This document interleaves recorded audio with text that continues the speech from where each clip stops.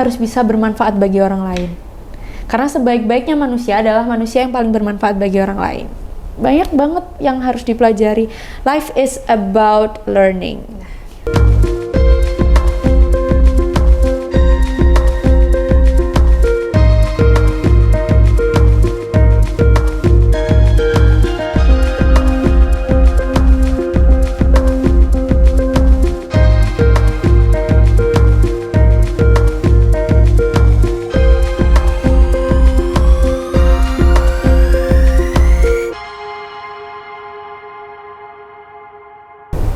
Assalamualaikum warahmatullahi wabarakatuh. Salam sehat dan sukses untuk kita semua. Saya Resta Ayu akan menemani Anda dalam beberapa menit ke depan dalam obrolan spesial Muda Berbicara. Di samping saya sudah hadir narasumber hebat bernama Kakak Riris. Nama panjangnya Kak? Aduh, namanya kalau disebut nih agak belibet ya. Belibet. Banyak orang protes soalnya. Oke. Nama panjangnya belibet. Nah, nama panggilannya? Nah, biasa dipanggil sama Riris atau yang paling deket itu Cicis. Cici. Kayaknya agar kita lebih dekat ngobrolnya lebih enak, saya panggil Kak Cici mungkin. Kak Cicis. Ada S di belakangnya, jangan lupa. Cicis. Ada S-nya. Bener banget, ada S-nya. Gimana kabarnya Mbak? Alhamdulillah baik, meskipun gloomy kan tetap enak ya masih. Biasanya lagunya adanya Glooming Sunday. Kalau iya, sekarang apa? Bener banget. Thursday, apa Thursday? Nggak cocok sih, tapi tetap harusnya semangat ya. Hari-hari Kamis gini kan masih pertengahan minggu tuh masih harus semangat sih sebenarnya. Karena mendekati weekend juga. Iya, masih kepikiran ya Sabtu Minggu mau kemana. Uang masih ada nggak ya buat jajan? Aduh, masih awal, tengah bulan insya Allah masih ada ya. Masih aman tengah bulan. Kalau akhir bulan beda lagi ya Mbak ya? Makannya udah bukan makanan enak ya kalau udah akhir bulan. Batu biasanya. Udah nggak ada lagi. Air. Oke, Mbak, next. Soal beredar isu nih Mbak, yang akhir-akhir ini lagi panas-panasnya, enggak sih, enggak akhir-akhir ini juga bulan-bulan kemarin. Isu tentang pengeroyokan nih, pengeroyokan terhadap taruna kalau nggak salah Mbak ya, taruna kampus. Kalau untuk menjelaskan juga Mbak Cicis ini adalah salah satu pegawai kampus di universitas di Politeknik Penerbangan Surabaya. Iya, benar sekali. Gimana itu menurut Mbak dari pengeroyokan itu? Kalau dari sudut pandang aku sendiri ya, aku kan hanya sebagai staf administrasi ketarunaan dan alumni di Politeknik Penerbangan Surabaya. Jadi tidak banyak lingkup yang harus aku bicarakan tentang pengeroyokan taruna ini, karena sebenarnya bukan tupoksi dalamku. Tapi kalau dari sisi pribadi aja ya. Pribadi boleh. Kalau masalah pengeroyokan taruna nih, ya memang seharusnya sudah tidak ada lah. Apalagi antara senior junior gitu kan yang biasanya beredar di kalangan masyarakat, bagaimana kehidupan di dalam kampus gitu kan. Tapi memang sudah seharusnya namanya senior junior zaman sekarang itu tuh kita harusnya mendidik dengan cara yang sama-sama bisa mengayomi. Atau kata lainnya hati ke hati mungkin? Boleh hati ke hati ya. Gimana kalau kayak gitu? Jangan dong kalau itu berat. Karena kalau tuh. udah main tindakan fisik tuh agak berat ya memang. Berat. Cuman tidak bisa dipungkiri lagi kalau misalkan itu memang sudah terlanjur terjadi, ya bagaimana lagi ya kan? Itu sudah bisa jadi pelajaran buat senior junior ke depannya untuk mendidiknya. Mungkin Mbak juga selaku yang pernah menjadi taruni ya Mbak ya, di Alhamdulillah. Sekarang juga alumni tahun 17 lulusnya 2020. 2020 berarti 2020. ya. Apakah pengeroyokan itu suatu tradisi Mbak di sana? Oh, tentu tidak. Saya juga mewakili dari seluruh instansi, dari seluruh sekolah boarding school. Mungkin yang namanya juga ikut terseret atau bagaimana, kan biasanya masyarakat itu langsung notice gitu kayak, di sekolah gimana nih, kalau anak aku sekolah di sekolah gini, pikirannya gimana ya? Karena kita mungkin memposisikan sebagai orang tua nanti kan bener takut banget. Anaknya bener kenapa-napa kalau di kampus. Kalau saya beredar soal pengeroyokan itu, seniornya pun itu sebagai senior tersangkanya untuk saat itu juga bilang bahwa itu salah satu tradisi. Gimana itu? Kalau itu saya sih bisa meluruskan itu tidak benar ya. Jadi itu memang yang dibicarakan ya sudah memang hanya oknum itu saja. Setelah itu semua cut off sampai ke belakangnya kah. Itu kan tadi yang saya bilang sebagai pembelajaran ya buat ke depannya. Tapi kalau dibilang tradisi itu sangat-sangat tidak saya bisa bilang, apalagi di Politeknik Penerbangan Surabaya sendiri, saya juga mantan kepala SI Ketarunian kebetulan. Jadi saya juga ada proker gitu, juga ada tradisi-tradisi itu yang megang juga resimen Taruna. Mungkin di beberapa sekolah juga tradisi itu ada dipegang resimen Taruna. Sebenarnya tradisi kita itu enak-enak loh malah. Gimana Mbak? Makan. Mungkin ini bisa dikasih tahu ke teman-teman ataupun orang tua yang sedang melihat ini. Bener banget. Boleh kali di-share lah apa aja itu tradisinya ya. Oke. Sebenarnya kalau tradisi Taruna itu yang pertama, yang paling biasa itu paling seneng ya, itu di awal masuk. Di awal masuk itu kalau dulu karena kita sebelum pandemi, jadi saya bilangnya ada namanya 3 bulan awal konsinyering. Dulu nggak ketemu dulu tuh sama entah sama pacarnya, sama anaknya, siapanya ya. Itu berapa lama itu gak ketemu sama orang tuanya mungkin? 3 bulan awal. Itu benar-benar ya komunikasi hanya batin antar batin, doa antar doa ya. Oh, berarti tidak ada komunikasi sama sekali? Oh, tidak dong. Karena kita memang mendidik di kampus itu semuanya pure, tidak ada campur tangan dari orang-orang luar ya. Maksudnya itu bukan berarti tidak ada campur tangan, kita tidak bekerja sama orang luar, enggak. Maksudnya nggak ada campur tangan yang usil atau tidak bertanggung jawab dari luar gitu. Jadi kalau awal itu biasanya kita ada namanya kunjungan orang tua. Kadang itu ada jadi tradisi, kadang juga memang sudah ketentuannya kampus tersebut. Kunjungan orang tua tuh biasanya paling seneng karena Taruna pertama kali ketemu keluarganya, pacarnya, temennya setelah 3 bulan itu ya. Terus dibawain makanan, dibawain minuman kesukaan, bisa kumpul-kumpul. Itu kalau awal-awal. Nanti masuk biasanya, kalau aku ini ngomong yang di Poltek Bank Surabaya ya. Boleh. Karena di instansi lain mungkin bukan tupoksiku untuk ngomong ini. Kalau kita itu sebelum pandemi ya, itu juga resimen banyak banget tradisinya. Ada juga kalau yang paling terkenal di Politeknik Penerbangan Surabaya itu adalah pengambilan nama suci. Ini apa itu Mbak nama suci? Nah kan mungkin orang ngomong kayak aku kan nggak tahu itu. Iya benar. Apa itu nama suci? Apa namanya dicipratin air? Oke. Itu kan nggak tahu ya. Kayak air suci gitu ya. Air suci, ya. Gimana Mbak mungkin? Oke, kalau pengambilan nama suci itu sendiri nama yang kita pakai. Setelah kita dapat itu nama yang kita pakai selama kita di kampus, bahkan sampai keluar kampus pun. Karena biasanya sudah terbawa kayak gitu-gitu. Apa Mbak nama sucinya Mbak? Kalau saya sendiri namanya Lokalizer 17. Lokalizer 17 itu tahunnya 17 itu tahunnya, jadi selalu dibawa tahun di belakangnya. Nah itu tuh biasanya karena memang kita tuh banyak mengenal nama, misalkan nih Sheila, ada Sheila A, Sheila B, Sheila C, kan terlalu banyak nih. Misalkan Rian, ada Rian ini, Rian itu, Rian ini. Jadi akhirnya kita memutuskan dari tahun ke tahun itu sudah dari senior banget ya. Udahlah kita pakai nama suci atau biasanya kalangan kita tuh manggilnya nama catar. Nama catar itu paling enak tuh. Biasanya nanti dari nama suci itu dibentuk lagi keluarga asuh. Nah itu yang aku bilang tadi ya, ini berarti sangat kekeluargaan ya, udah terlihat sekali sih dari cerita program kerja yang Mbak bicarakan tadi juga terlihat sih. Makanya aku bilang tadi kalau masalah kekerasan atau bagaimanapun mungkin ada tali kekeluargaan yang perlu dibenahi lagi ya.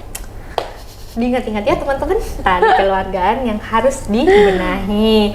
Nah mungkin kalau kasus tersebut berarti ada yang salah mungkin ya di dalam hubungan senior sama junior gitu ya, atau memang kampus mendukung adanya tradisi itu Mbak sebenarnya? Ini tradisi mana yang jelek itu ya? Terhadap pengeroyokan tradisi negatif mungkin ya. Kita sebutnya kayak gitu ya enaknya ya. Bahasa halus aja ya. Bahasa halus. Sebenarnya kalau kampus sendiri itu sangat tidak mensetujui ya, apalagi saya ada di bidang ketarunaan juga sekarang, itu sangat tidak disetujui hal-hal tersebut yang sudah saya bilang tadi. Pendidikan sekarang, pendidikan akademik maupun non-akademik itu dilaksanakan tanpa ada tindakan kekerasan apapun.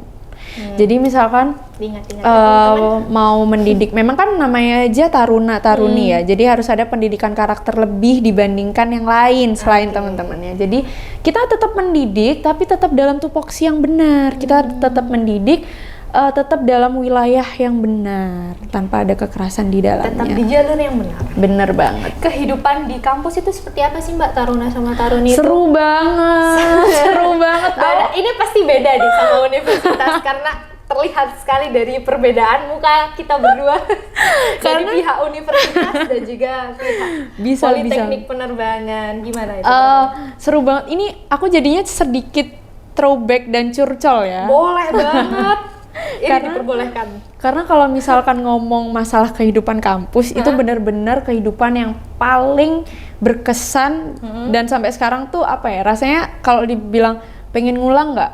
Ya sebenarnya ada hal yang pengen ngulang, ada juga enggak, tapi bertemu teman-teman dan keluarga yang lain itu rasanya pengen ngulang lagi. Kalau dibilang perbedaannya itu banyak banget. Ya, Karesta itu banyak banget perbedaannya. Mulai dari misalkan nih, kalau di universitas bangun tidur ngecek HP.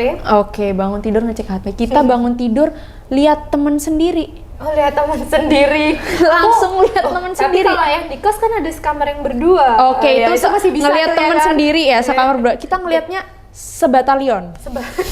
Jadi langsung kan. Berarti seasrama ya. Iya, karena kan kita ada olahraga pagi bareng-bareng, apalagi habis sholat subuh terus kita kumpul olahraga pagi tuh ya Kak ya. Nah itu tuh biasanya kan lucunya tuh yang paling berkesan sampai sekarang nih ekspresi ngantuk teman-teman ini pastinya. Iya, terus jalan ke lapangan tuh kan udah kayak zombie keliaran gitu kan ya.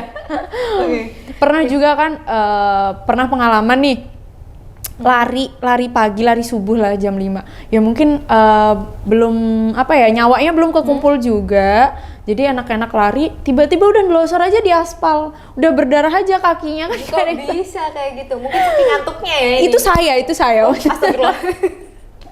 Jadi menceritakan diri sendiri ya, berani banget nih. Langsung digotong sama temen-temen. Gak apa-apa Mbak pas itu? Alhamdulillah gak apa-apa sih, sampai sekarang aman kakinya sehat. Masih aman, sehat. Oke, masih bisa berprestasi nih. Nah, alhamdulillah.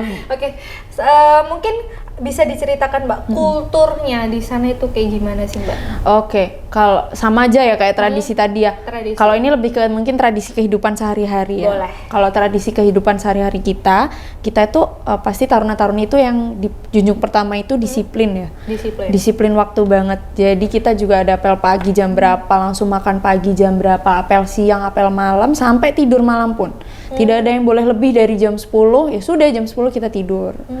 Bangun jam 4 pagi, ya bangun jam 4 pagi. Molor-molor, ya semua ada konsekuensi kan. Tapi tetap ada di ranahnya itu sendiri. Nah, apakah konsekuensi ini sebenarnya? Kalau konsekuensi sih sebenarnya tergantung apa ya, tergantung yang memberi konsekuensi. Tapi kalau misalkan di kita ya, konsekuensi itu tetap mendidik. Macem-macem. Ada juga kalau dari aku sendiri dulu karena pernah jadi senior juga dan harus memberi konsekuensi. Kadang konsekuensi itu juga ya namanya aja latihan fisik itu tetap ada ya. Ibu-ibu, bapak-bapak yang anaknya mau dimasukin ke taruna-taruni tetap inget fisik itu tetap kita bentuk, tidak hanya karakter ya. Oh, berarti ini semi militer ya Kak ya? Iya bener banget, kita ada kayak semi militernya memang. Nah kita juga biasanya memang ada di push up, sit up ya kayak olahraga biasalah orang-orang lari gitu loh. Masih bisa dalam apa ya, dalam lingkup mereka lah, nggak sampai yang berlebihan nggak. Biasanya juga kalau yang usil cuman kalau aku pernah sih ngusilinnya tuh cuman coba hitung berapa nyamuknya gitu kan. Itu penderitaan banget sih kalau jadi juniornya yang mungkin ya Kak ya. Tapi kan cuman buat seneng-senengan aja dan nggak ada dongkol-dongkol antara aku dan dia kan. Yang penting masih fair. Nggak apa-apa kan ya, aman kan ngitung? Ya nggak apa-apa Kak. Oke. Yang penting nggak nyiksa-nyiksa sampai apalah yang orang-orang berpikir masyarakat di luar sana. Nggak kok, nggak.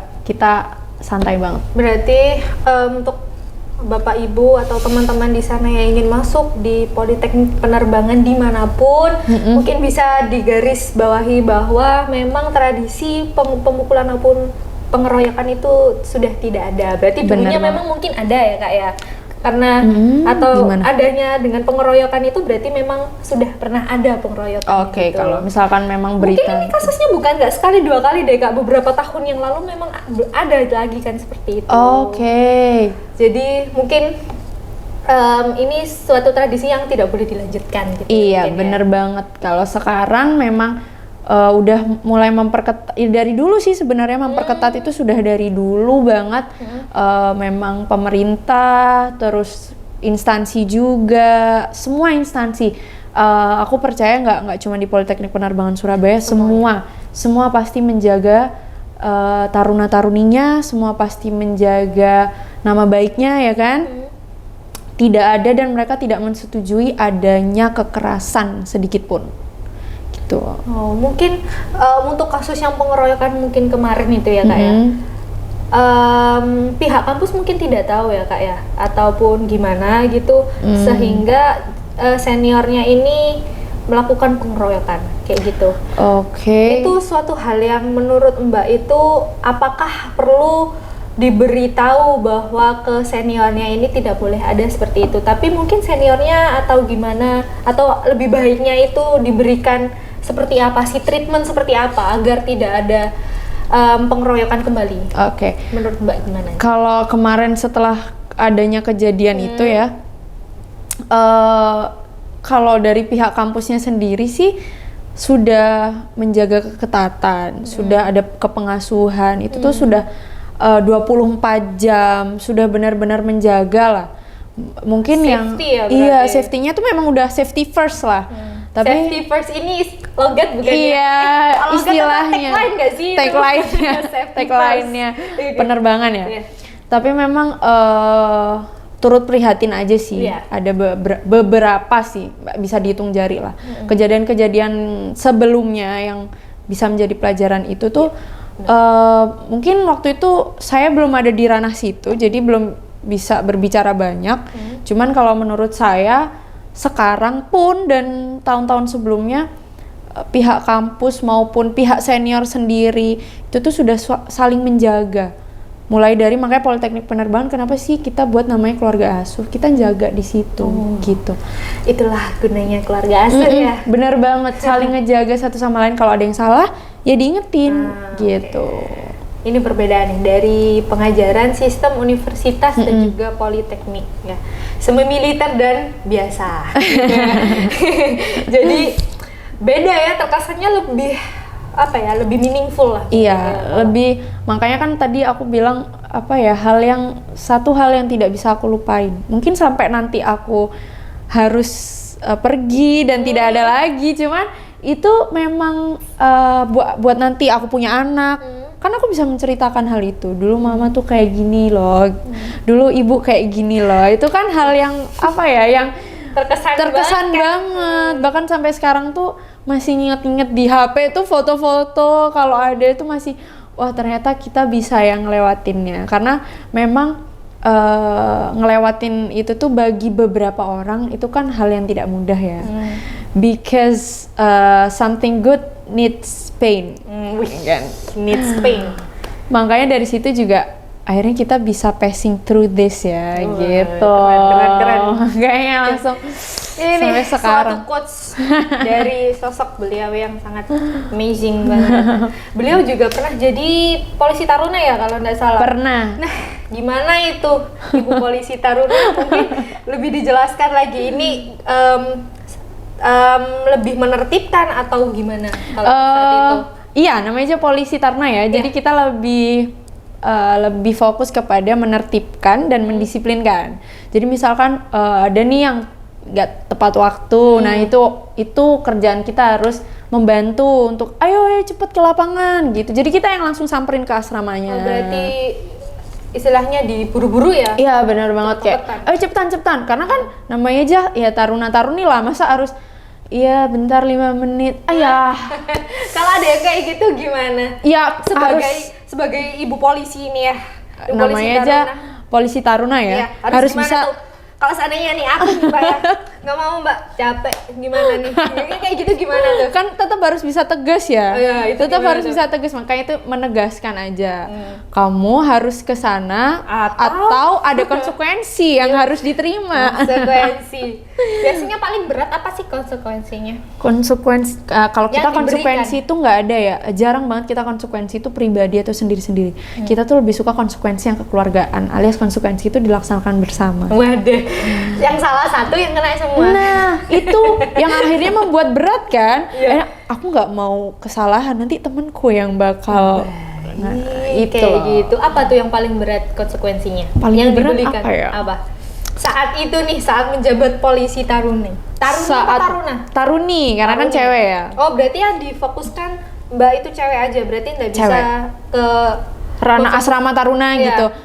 Untuk kejadian-kejadian yang biasa saja sih nggak bisa ya. Cuman untuk beberapa case yang memang harus saya ke asrama Taruna, ada acara apa gitu, itu baru bisa. Baru bisa, tapi jarang banget sih, jarang banget harus. Karena ada sendiri polisi Taruna sendiri, itu bahkan lebih banyak. Polisi Taruna biasanya seangkatan cuma 2 atau 3 orang. Kalau polisi Taruna lebih banget. Iya sih, lumayan. terpilih. Merasa paling ya nanti. Karena memang harus bisa menertibkan kan. Percuma kita memegang jabatan tapi kalau nggak tanggung jawab ya buat Waduh, apa berarti gitu. kayak istilahnya makan gaji buta sih. Iya, bener banget. Itu jangan ditiru ya guys. Nggak boleh ditiru. Selain itu menjadi polisi Taruna, ternyata tahun ini berkesempatan menjadi salah satu finalis Duta Wisata Cakning Surabaya dan menjabat sebagai Ning Persahabatan. Iya, alhamdulillah. 2021. Gimana pesan? Nah, Kalau kesannya sih ya pasti bahagia ya, bersyukur banget. Yang pertama itu pasti bersyukur karena awalnya tidak ada niatan apapun. Awalnya itu memang mendaftar itu tuh cuman yaudah ngisi waktu kosong karena jujur banget aku adalah tipe anak bener banget gabut. Sampai gara-gara gabut. sampai gara-gara aku pingin memajukan pariwisata. Mungkin niatnya mungkin kalau disuruh peres ya, mungkin bahasanya di sana ya. Iya. Kalau disuruh ingin wow, jawabannya mungkin akan memajukan pariwisata. Tapi ini selaku konteks pribadi karena gabut. Oke. Sebenarnya ya, itu daftar klik pertama memang awalnya gabut. Tapi aku berprinsip gini, kalau misalkan aku sudah pernah dengar nggak kalau misalkan udah main air basah sekalian. Nah itu prinsip aku. Kalau aku sudah mencoba something, ya aku harus coba sampai benar-benar aku paham, aku lega lah orang tuh bilangnya. Nah itu awalnya memang ya udahlah kalau emang ini bisa maju, karena kan penyisiannya banyak tuh. Ini maju ya udah aku seriusin. Alhamdulillah penyisian 1 tuh maju lagi. Terus alhamdulillah ya udah start dari sini aku harus buktiin kalau Taruni pun itu bisa. Tuh. Meski gitu. Gini, mungkin pertanyaannya adalah apakah mungkin salah mahasiswa. Apakah Taruna dan Taruni itu bisa mendaftar untuk duta wisata meskipun dalam kampus? Atau dalam masa pendidikan lah lebih tepatnya. Gimana itu? Kalau aku sih ya sarannya jangan dulu. Oh, jangan dulu. Karena kan kalau karena kalau masih ikatan kampus itu kan ya kita masih terikat dalam kampus tuh. Masih banyak kegiatan yang harus kita jalani. Kan kita juga nggak selowong mahasiswa ya. Mungkin kalau sekarang pembelajaran jarak jauh oke lah, tapi kan kalau dulu harus ada di kampus gimana dong? Nggak bisa kan? Kita tinggalnya di kampus kan nggak bisa keluar-keluar. Mungkin bisa daftarnya tetap bisa, nggak ada yang nggak ngebolehin. Mungkin tapi kampus tetap punya pertimbangan dan saran dari aku memang jangan dulu. Untuk taruna-taruni adik-adik ayo fokus sampai lulus dulu. Iya kan beneran. Karena kan kita Cakning tuh masih ada sampai umur 24 ya. Jadi masih panjang lah. Kalau kamu mau lanjut setelah lulus kayak aku nih, abis itu pengen nyoba sesuatu yang baru. Karena aku jujur ya, aku orangnya itu suka banget tantangan baru, suka banget lingkungan baru. Jadi tiap tahun ini apa ya yang harus baru dari diri aku. Akhirnya kita coba yuk Cakning dari awal. Terus akhirnya Cakning lolos alhamdulillah. Aku punya prinsip kalau aku sudah main air basah sekalian, jangan cuma ciprat-cipratan. Akhirnya langsung basah sekalian. Akhirnya aku langsung mendalami semuanya. Aku mulai belajar menata niat lagi. Sebenarnya Cakning itu siapa sih? Duta pariwisata loh. Sebenarnya Cakning itu siapa sih? Role model loh gitu kan. Makanya kita tuh juga harus aku udah sampai di titik ini, sayang gitu kalau aku cuman setengah-setengah. Sayang banget kalau niatku hanya untuk gabut.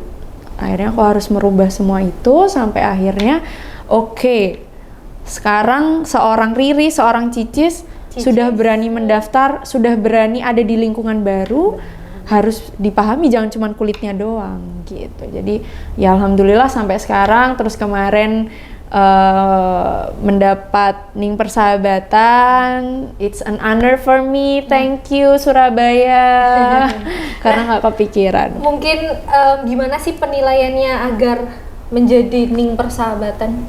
Kalau penilaiannya Ning Persahabatan itu dari ya pasti juri ya pasti. Kedua itu dari ini teman-teman. Oh, dari teman-teman. Teman-teman dan senior-senior Cak Ning juga. Katanya sih gitu ya. Cuman aku juga kalau penilaian kan aku bukan juri dan bukan panitia, jadi belum di-spill mungkin. Iya, aku nggak bisa nge-spill apa-apa. Cuman alhamdulillah aja dipanggil aja. Toh namanya salah kan nggak tahu.